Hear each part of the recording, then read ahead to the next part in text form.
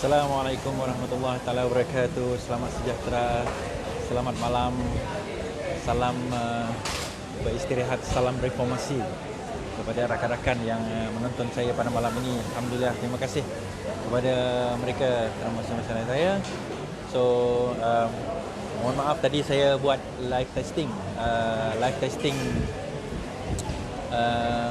menggunakan untuk apps baru saya lepas kita kena test dengan dengan YouTube dan Facebook serentak. Tapi saya ada masalah dengan YouTube tadi.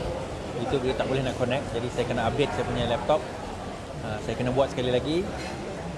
Ini malam esok mungkin baru kita boleh bersiaran dengan menggunakan laptop baru saya. So tak boleh nak bersiaran dahulu.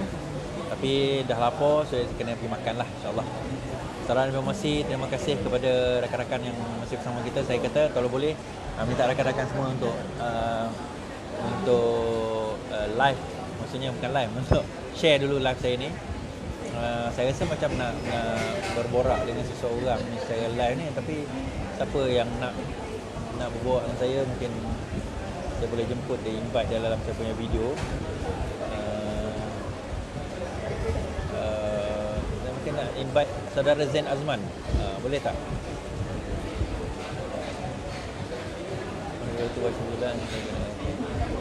Alright, tak ada, tak apa. Informasi Sulaiman Suratman, terima kasih. Saya akan menjelaskan beberapa perkara pada malam ini. Suara okey ke? Suara dengar? Suara okey ke? Clear?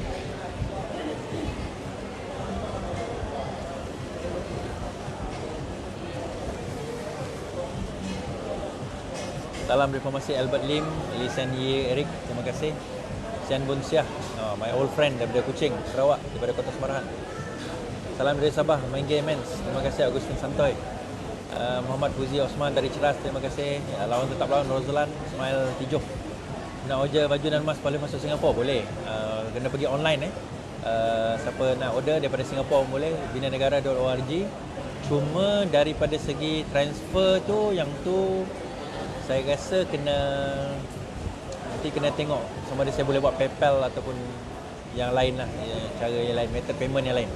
Saya kena explore sebab saya pun tak berapa familiar sangat dengan payment method luar negara sebenarnya menggunakan online. Selamat malam Kak Ida, Azizi daripada luar, Kak Saridah clear. Terima kasih Kak Ida. Sound okey papi. Terima kasih yang bagi feedback.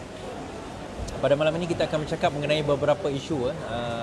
Malam ini antara isu yang kita nak bincangkan, number one, berkenaan dengan laporan polis yang saya buat tadi. Itu yang pertama.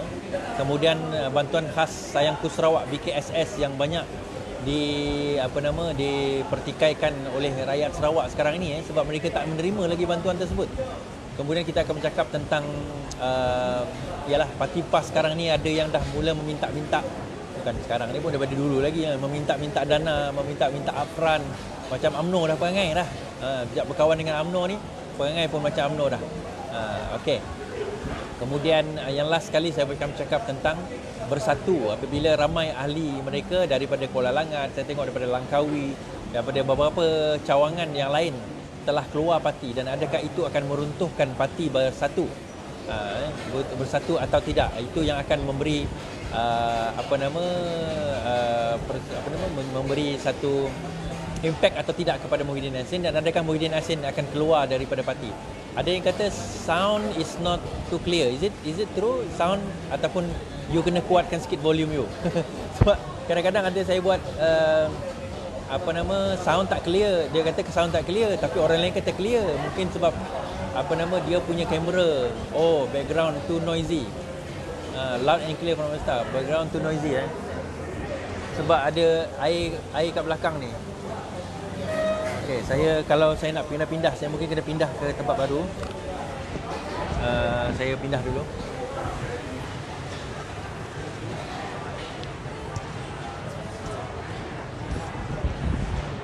Okay, kat sini okey tak? Kat sini okey tak? Loud and clear. Terima kasih pada bersama saya.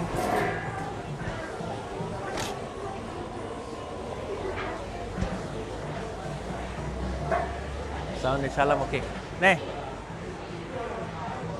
Saya pindah tempat sikit sebab tadi background tadi dia dia air kan, air mengalir itu yang kadang-kadang jadi bunyi bising, background bising. Itu yang menjadi masalah kat sini ni. Tempat pun insyaAllah salam teruskan perjuangan kat Madam Chiu. Thank you Madam Chiu. Aus Eng, terima kasih. Apa khabar saudara? Alhamdulillah. Zulaika, Town Clear, terima kasih. So kita akan bercakap tentang background voices squad. Okey, tapi yang penting suara saya boleh dengar lah. Itu yang penting. Oh, tangan saya nampaknya macam mengelupas. Saya rasa mengelupas ni sebab apa? Oh bukan. Ingatkan sebab kena sunburn tadi. Rupanya mungkin kena makanan kat situ. Ai mana ni? Bos. Order. Ni. Order. Okay, sorry. Allah. Macam-macam ha. Terima kasih Pu Yong Chai. Putrajaya. Okey Azizul, terima kasih. Nanti saya nak live dekat Putrajaya lah pula. Okey, boleh tolong clear? Ini saya punya. Ini saya punya. Bagi TO suam kosong. Tanah gula Okey, thank you. Ini pun bukan saya punya ni. Okey, thank you bos. Alright. Okey. Mana tu nak join? Oh dia okey, tak ganggu. Okey. So kita bermula dengan apa yang berlaku pada siang tadi bila saya buat live di depan Balai Polis Bandar Baru Bangi. Waalaikumsalam Fini, terima kasih Hamka Shuib, terima kasih. Okey. Saya buat live di Bandar Baru Bangi berkenaan dengan laporan polis yang dibuat terhadap saya. Dan saya membuat satu laporan polis dan juga saya memberi keterangan kepada pihak polis. Terima kasih kepada inspektor yang daripada commercial crime yang datang tadi, datang daripada Sarawak, sanggup datang. Bukan dia datang daripada Sarawak sebenarnya, dia stuck dekat sini, jadi kebetulan dia kena jalankan tugas, so kita kena datang dekat sini interview lah. So dia kata, dia dah ambil kenyataan saya tadi dan kita tunggu sajalah keputusan apa yang berlaku. Okey, secara asasnya bagi saya ulang balik apa yang berlaku pada siang tadi. Bila saya bagi keterangan, saya kata, dan saya lepas tu saya buat police report. Saya buat police report. Number one, saya kata, saya tidak ada memberi sebarang kebenaran untuk menyiarkan poster tersebut. Berkemungkinan ada orang menyiarkannya. Number dua, poster Bina Negara ataupun fundraising Bina Negara ini tidak ada kaitan dengan Parti Keadilan Rakyat. Walaupun saya menyebut Datuk Seri Anwar Ibrahim, Menteri Besar Negeri Sembilan, saya sendiri Haji Jaafar Suyut, walaupun kita semua adalah daripada Parti Keadilan Rakyat, tetapi dia bukanlah satu fundraising anjuran Parti Keadilan Rakyat. Kerana apa? Kerana ini adalah anjuran sukarelawan Bina Negara atas tujuan bagi kita untuk membina negara. Antaranya adalah kita nak gunakan duit itu, antara lain adalah untuk macam mana kalau Invoke buat dulu, saya tak buatlah macam Invoke, tapi macam Invoke buat dulu. Kalau kita perlukan pacar, tempat itu kekurangan pacar, dia kekurangan dana, kita boleh bantu dia untuk nak membayar pacar-pacar tersebut. Kalau dia kekurangan sumber daripada segi bendera umpamanya, kita boleh bantu dia dengan memanggil bendera. So itu cara dan metod kita untuk nak membantu parti, bukan setakat Parti Keadilan. Parti DAP, Parti Amanah kan. Kalau sekiranya perlu bantuan orang-orang kita, kawan-kawan kita, setakat yang kita boleh mampu bagi. Kadang-kadang kita tak tahu.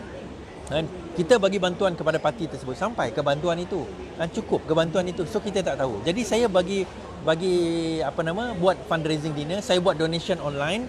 Tujuan dia adalah untuk saya nak memastikan bahawa wang yang saudara-saudara sampaikan itu, bantuan yang saudara-saudari sampaikan itu sampai kepada terus kepada direct kepada calon yang betul-betul kita nak bantu untuk memenangi pilihan raya. Kita nak calon yang terpilih tu pun calon yang bukannya yang boleh khianat, kita kata.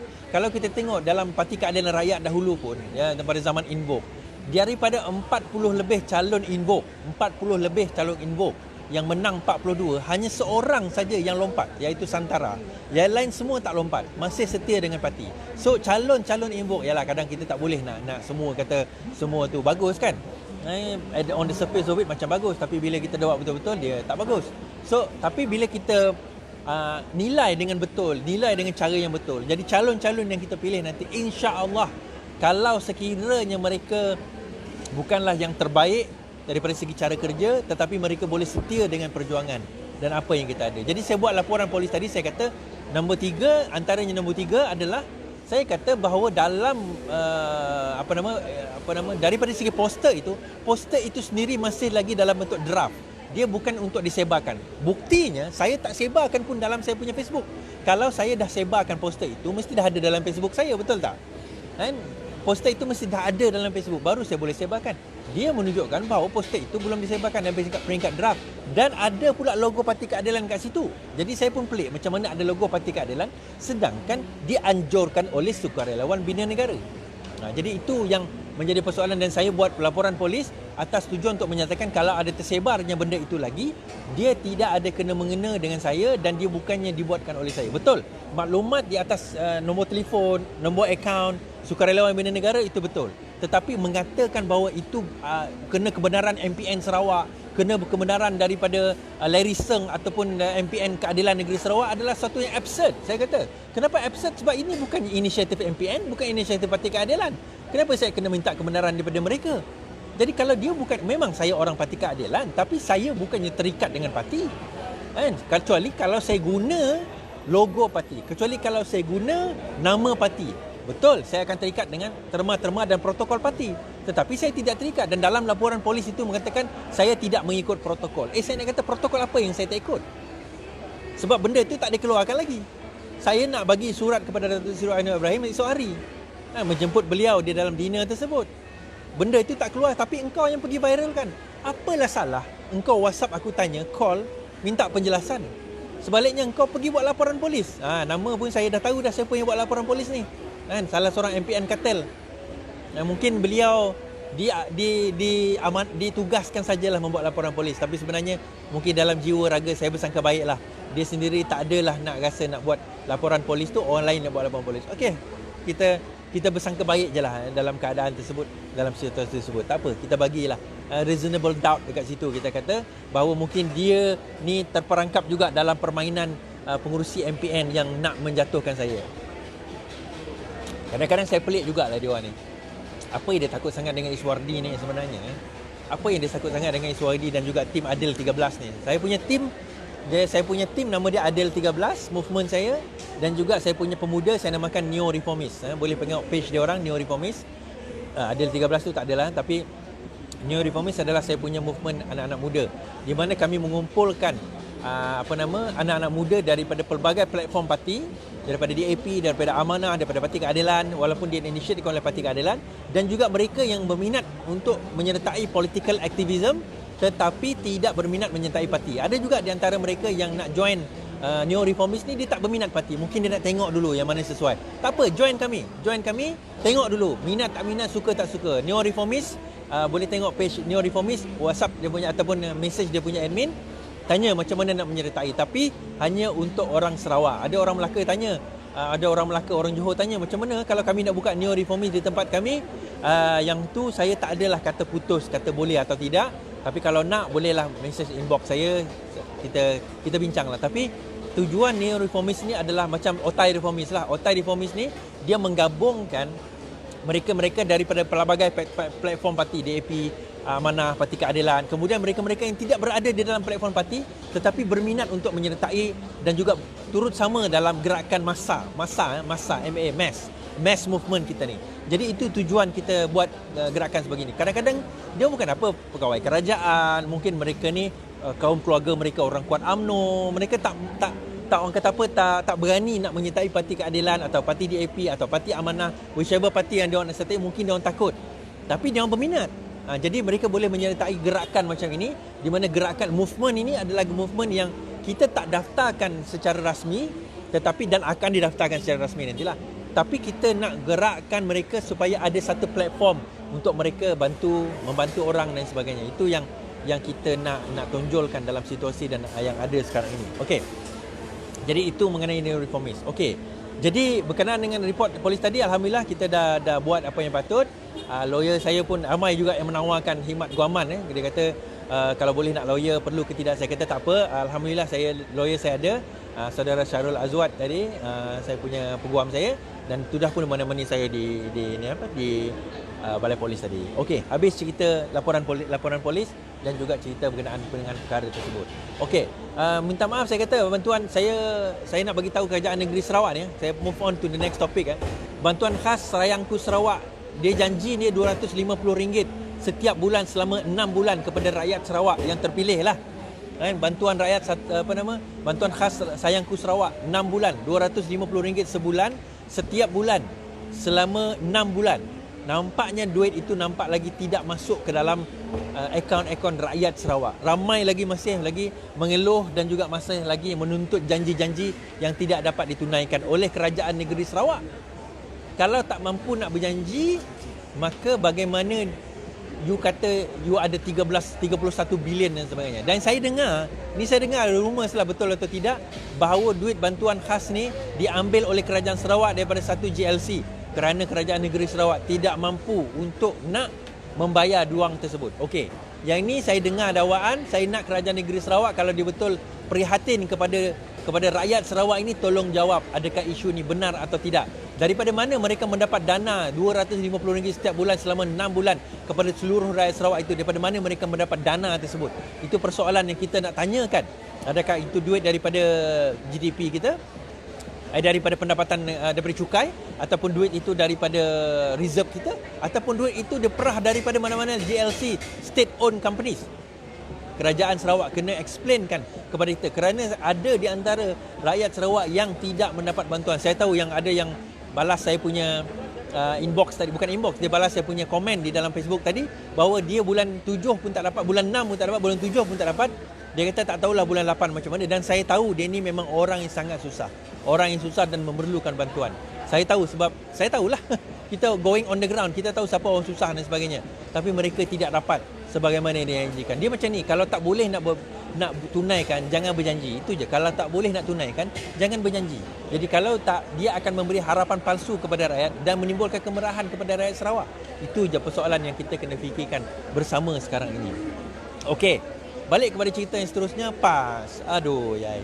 PAS sekarang ini macam saya kata dahulu, PAS bak kata orang Kelantan, demo ni tak serupa mula. Minta maaf lah kalau bahasa Kelantan saya tu sangat bunyinya kan.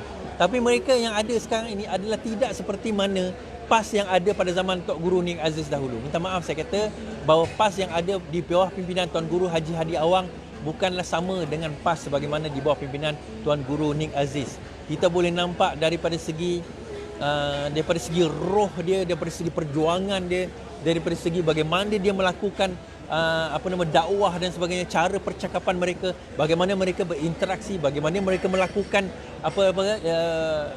di antara hubungan kita tak nampak PAS yang ada sekarang ini adalah satu PAS yang boleh memberi imej yang baik kepada Islam. Minta maaf saya kata kepada kawan-kawan yang bukan Islam, PAS tidak mewakili agama Islam. Nak tengok Islam, nak belajar Islam, nak masuk Islam, nak mengetahui tentang Islam, nak tahu tentang Islam, jangan tengok PAS.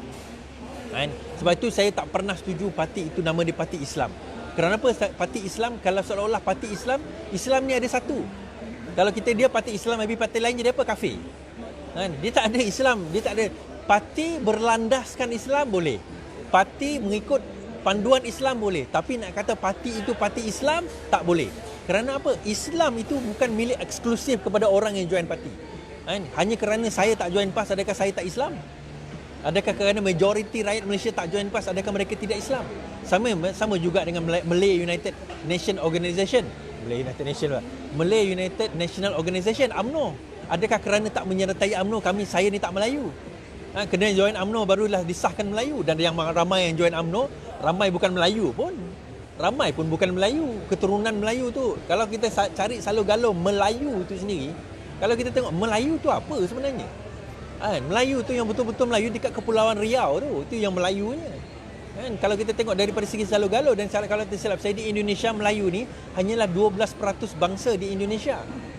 Lepas tu bila sampai ke Malaysia, yang Jawa jadi Melayu, yang Mamak jadi Melayu, yang Cina masuk Islam jadi Melayu, India masuk Islam jadi Melayu. So semua dah jadi Melayu. Betul, ikut perlembagaan, siapa yang bercakap bahasa Melayu, budayanya budaya Melayu, agamanya agama Islam, dia boleh dianggap sebagai Melayu. Saya tidak menafikan perkara tersebut daripada sudut perlembagaan, tetapi itu daripada sudut teknikal perlembagaan. Daripada sudut kita sebagai rakyat Malaysia, jangan kita gunakan alasan Melayu dan Islam itu untuk menindas kaum lain, untuk kita menindas orang lain, bangsa lain dan agama lain. Itu bukan justifikasi dan cara dia. Hak kita adalah hak kita, hak mereka adalah hak mereka. Kita kena faham, setiap rakyat Malaysia ni, kita ada hak masing-masing yang kita kena bagi due course. Orang negeri Kelantan, orang Sarawak, orang Sabah, orang KL, orang Selangor, dia ada hak mereka masing-masing mengikut negeri. Tapi tidak bermakna orang Kelantan boleh menindas orang Terengganu, orang Terengganu boleh menindas orang Sarawak boleh menindas orang Semenanjung. Kita tak boleh kata macam tu. Hak itu hanya kadar pada hak dia. Hanya sekadar pada hak yang ada.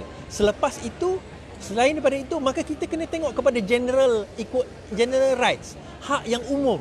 Hak sebagai rakyat Malaysia, hak sebagai warga negara, hak sebagai manusia, hak sebagai individu, hak sebagai untuk kebebasan bersuara, hak kebebasan beragama, hak kebebasan untuk dia nak bercakap tentang apa yang dia cakapkan selagi mana ia tidak melanggar terma-terma dan juga norma-norma serta akta-akta yang ada di Malaysia. Selain daripada itu, mereka boleh melakukan sebagaimana yang hendak dilakukan.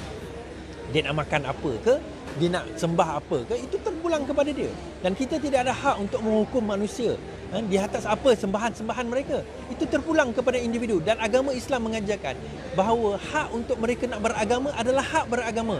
Dan dalam Al-Quran sendiri kata jangan kita hina sembahan mereka. Kita tak boleh nak hina sembahan orang bukan Islam hanya kerana mereka tidak menganut agama Islam. Siapa yang baca Al-Quran konon-konon nak berdakwah tak habis lagi baca benda ni, maka saya boleh katakan you tak habis lagi nak baca Quran. Baca habis Quran dulu. Bahawa you tak ada hak sebenarnya untuk menghina sembahan-sembahan agama-agama lain. Itu adalah hak mereka. Dan kita sebagai orang hormati. Saya pernah dulu masa dalam program umpamanya, kalau kita tengok tiba-tiba dia masuk waktu solat. Ini program bukan orang Islam. Masuk waktu solat. Okey, kita berhenti dulu untuk memberi laluan kepada peserta-peserta Muslim menunaikan solat mereka. Itu satu, walaupun program ini bukan orang Islam yang anjurkan. Jadi kita nampak bahawa orang kata kepekaan mereka dalam perkara-perkara sebegini. Dan kadang-kadang kita jangan salahkan orang bukan Islam kalau mereka tak faham tentang budaya, tentang agama kita. Jangan kata orang bukan Islam, orang Islam sendiri tak faham tentang agama mereka. Jadi macam mana kita nak expect orang bukan Islam faham tentang agama kita? Sebagaimana kita pun tak faham tentang agama Kristian, tak faham tentang agama Buddha, tak faham tentang agama Hindu, dan juga agama-agama yang lain.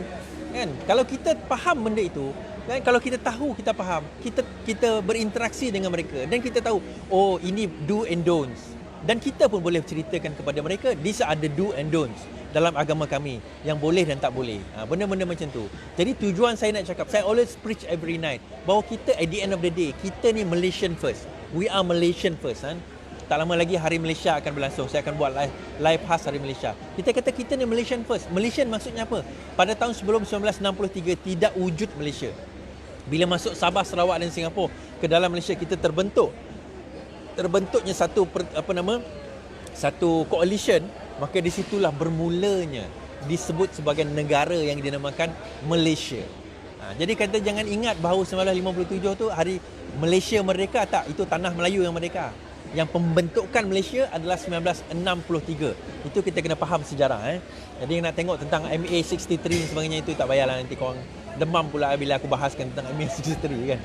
Okey, terima kasih kawan-kawan. Yang penting saya mohon kepada rakan-rakan, saya live setiap malam ini, saya spend masa saya untuk apa? Untuk kita nak bagi kepada rakan-rakan, kawan-kawan, jiran, tetangga maklumat yang mana orang lain mungkin tak dapat, yang mungkin tak dapat, tapi saya cuba dapatkan, saya baca, saya rungkaikan, saya rumuskan. Untuk apa? Untuk tuan-tuan dan puan-puan mudah fahami dan untuk kita memahami apa yang berlaku di dalam sekitar negara kita ini.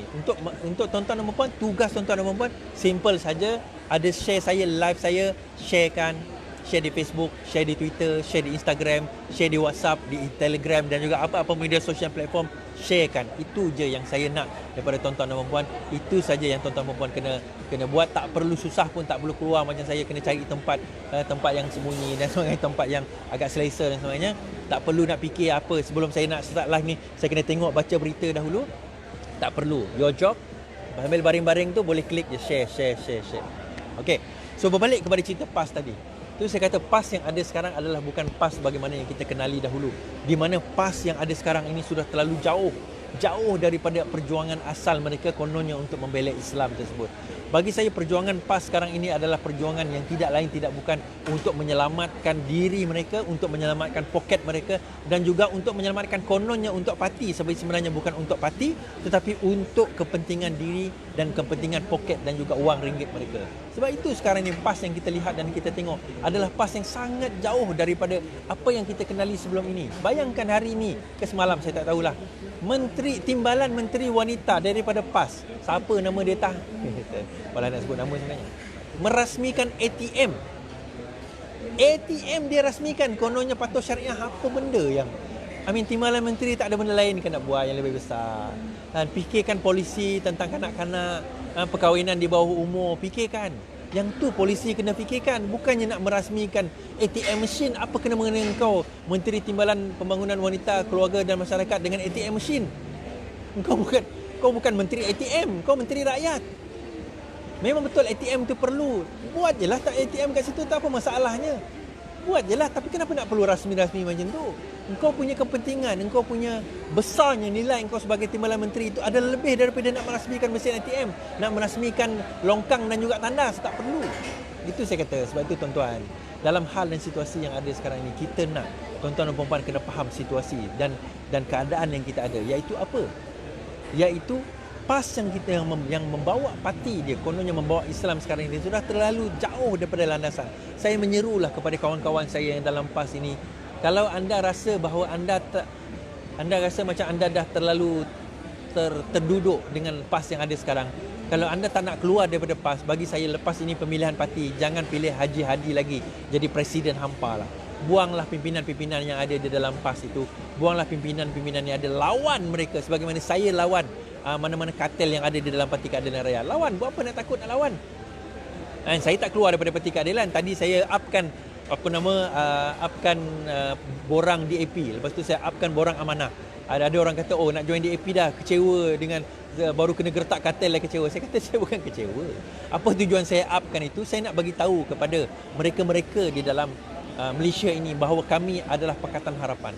Dan Pakatan Harapan adalah parti di mana kami, setia kawan kami amat kuat. Dan kami mahu supaya siapa yang rasa nak join DAP, join DAP. Siapa rasa nak join Amanah, join Amanah. Siapa nak rasa join Keadilan, join Keadilan. Selama ni saya promote join Keadilan, join Keadilan. Macam tak fair lah pula kan. Apa kata, siapa mungkin tak ada yang tak berminat join Keadilan, joinlah DAP.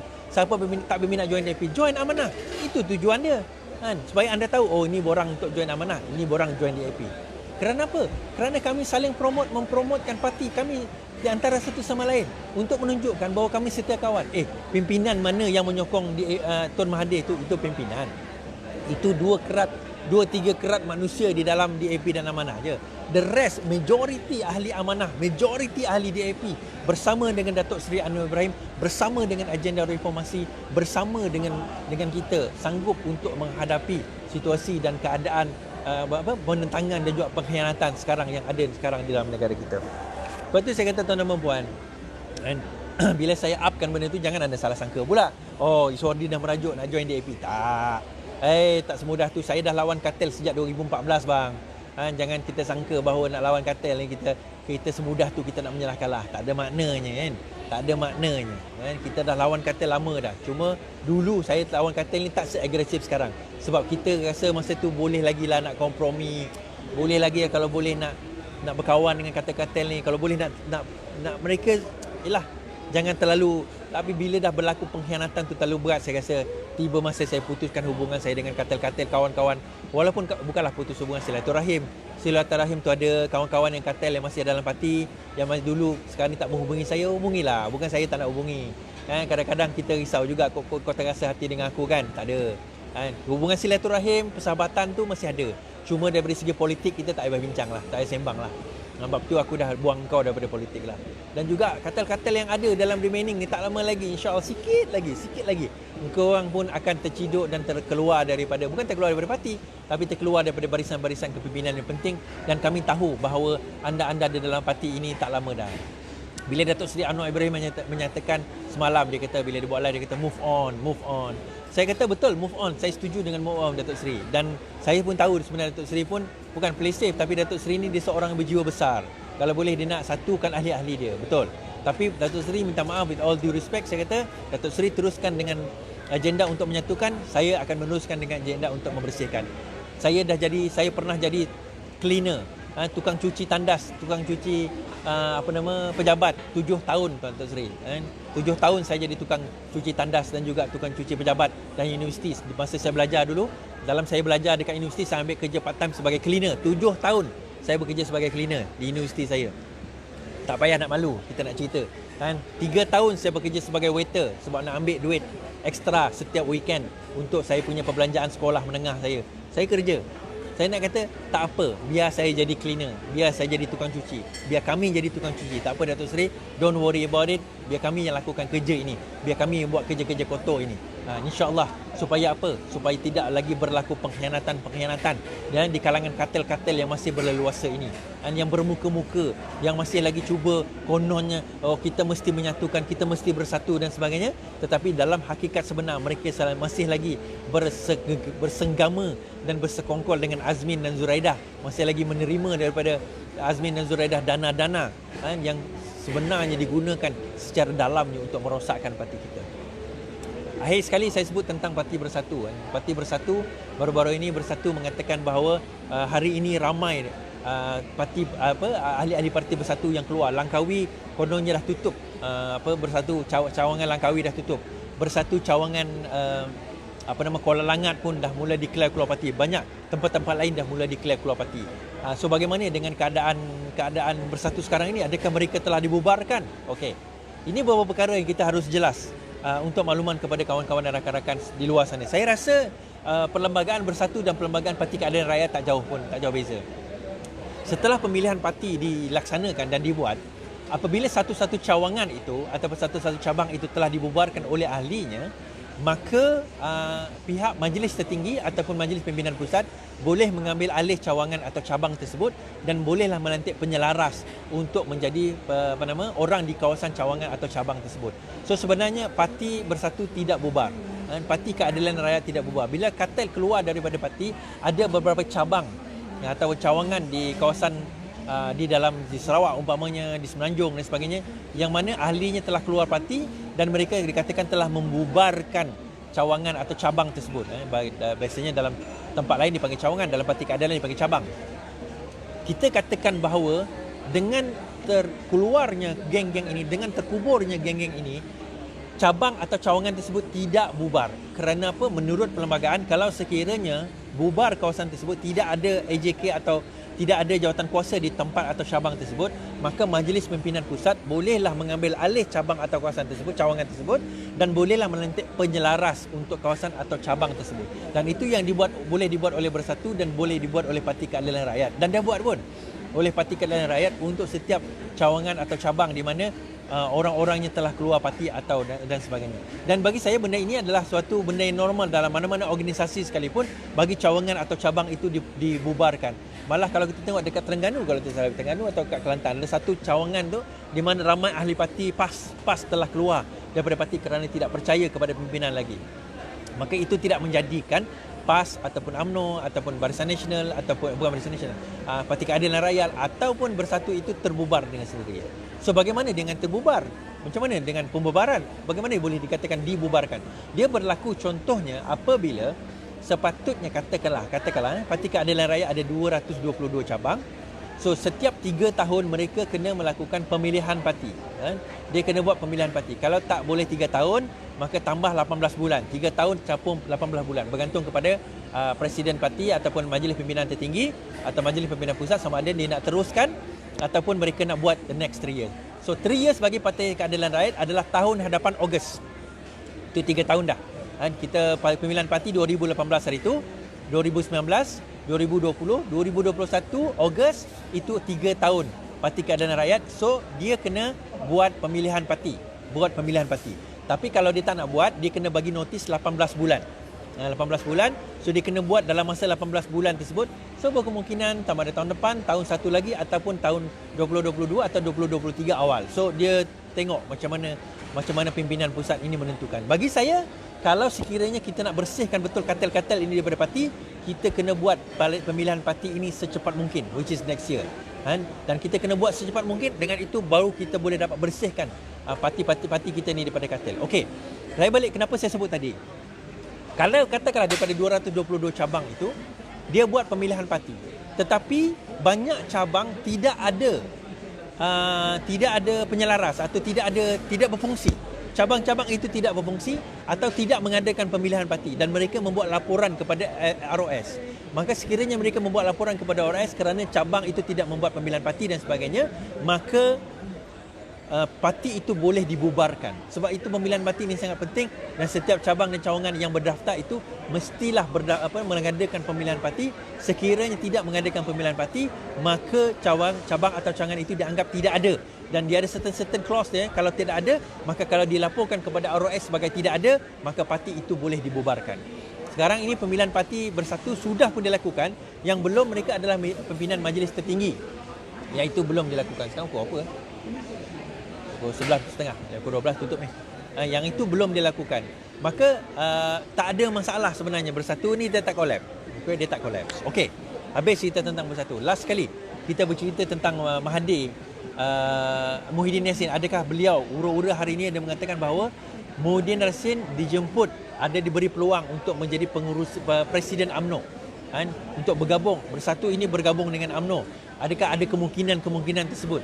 Number one, saya kata kemungkinan untuk UMNO hendak bergabung dengan bersatu adalah very unlikely to happen. Ini bergabung maksudnya bersatu, bubar, semua masuk UMNO. It's unlikely to happen. Bukanlah kata impossible to happen, tetapi unlikely to happen for so many reasons. Reason number one, kalau sekiranya geng-geng bersatu ini masuk ke dalam UMNO, itu saya kata dulu macam saya cakap dengan Mukris, bahawa geng-geng bersatu ni kebanyakan pimpinan, bukan orang bawahan, yang pimpinan-pimpinan ni telah dianggap sebagai sampah oleh UMNO. Mereka ni adalah mereka yang dibuang daripada parti ataupun yang telah keluar daripada parti sehingga mereka mendatangkan keburukan kepada parti UMNO. Jadi apabila mereka telah dikeluarkan, tiba-tiba nak masuk balik, dia nak letak dalam posisi apa? Posisi pimpinan. Of course lah, mereka takkan diletak sebagai posisi kepimpinan kerana mereka dianggap telah khianat. Sama macam Parti Keadilan juga. Tiba-tiba Azmin nak masuk balik dalam Parti Keadilan, takkan kita nak letak dia jadi timbalan presiden? Betul tak? Jadi pihak kita on the grassroots, UMNO on the grassroots pasti takkan setuju. Itu yang pertama. Kedua, kalau bersatu masuk ke dalam UMNO, walaupun katakanlah Muhyiddin Yassin menjadi presiden UMNO, dia akan menjadi satu masalah kepada UMNO yang ada. Bukan saya kata mustahil, saya kata perbincangan itu ada. Tetapi dalam keadaan dan situasi yang ada sekarang ini, kita kena faham bahawa on the grassroots mereka masih lagi terasa hati dengan Muhyiddin Yassin. Sebab itu saya kata, kalau sekiranya Muhyiddin bijak, dia kena letakkan Hishamuddin Tun Hussein On sebagai presiden dan jadi boneka dia. Itu barulah possible. Route itu possible. Pimpinan akan marah juga, betul. Bukan pimpinan, grassroots akan marah juga, betul. Grassroots akan marah, tetapi kemarahan mereka tidaklah macam mana marahnya kalau sekiranya Muhyiddin menjadi Perdana Menteri. Itu antara benda yang kita kena clear dan kita kena jelas dalam situasi yang ada sekarang ini. Yang itulah antara sebab dan akibat kenapa boleh katakan bahawa bersatu tidak akan mungkin bubar dan juga bergabung dengan UMNO.